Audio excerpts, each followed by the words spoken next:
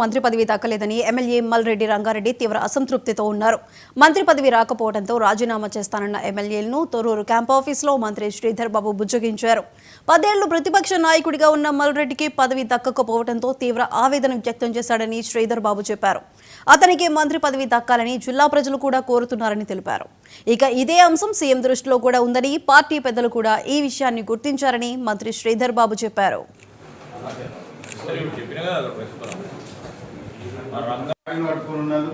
గెలిపించి తెచ్చినాం. ఏదైతే 300 తోటి మోసం చేసినా 30,000 పైచీల కోట్లతోటి ఓడిస్తామని శబ్దం వచ్చిన 99లో. సో ఆయన గురించి, ఆయన సీనియారిటీ గురించి నేను ప్రస్తావన చేస్తే సమంజసం కూడా కాదు.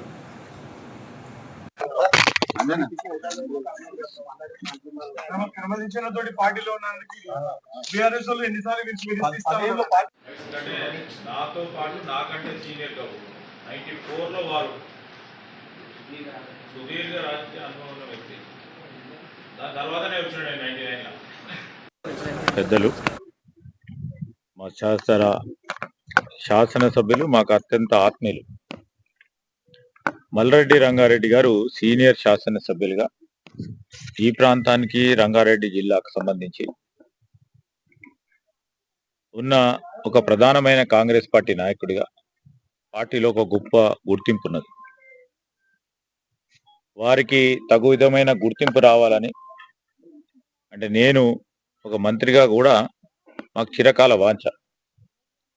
సో మా పార్టీ నాయకత్వం, అదేవిధంగా రాష్ట్రానికి సంబంధించిన నాయకత్వం, మా ఇన్ఛార్జిగా ఉన్న మీనాక్షి నటరాజన్ గారు కూడా వారిపై ఉన్న మరి గౌరవం, అభిమానం, దానికి తోడు వివిధ రాజకీయ కోణంలో ఆలోచన చేసి నిన్న జరిగిన విస్తరణ జరిగిందని, ఎందుకంటే మాకు అఖిల భారత కాంగ్రెస్ పార్టీ దిశ నిర్దేశంతోనే అన్నీ జరుగుతూ ఉన్న సందర్భంలో తప్పకుండా మరి మల్రెడ్డి రంగారెడ్డి గారి విషయంలో నేను చెప్పనక్కర్లేదు అధిష్టానానికి, అని ఎవరు ఇక్కడ ఉన్న మా కార్యకర్తనో, మా నాయకుడో, మరి ఈ ప్రాంతానికి సంబంధించో, రంగారెడ్డి జిల్లాకు సంబంధించిన చెప్పనక్కర్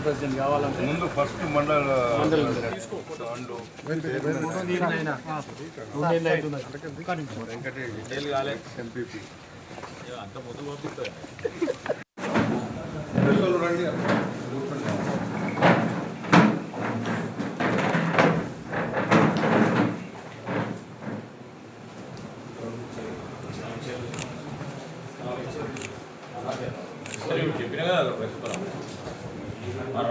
పట్టుకున్నందుకు గెలిపించి తెచ్చినాం.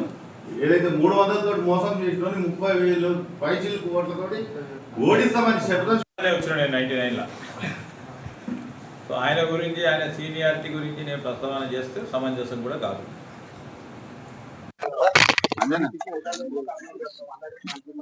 క్రమశిక్షణతోటి పార్టీలో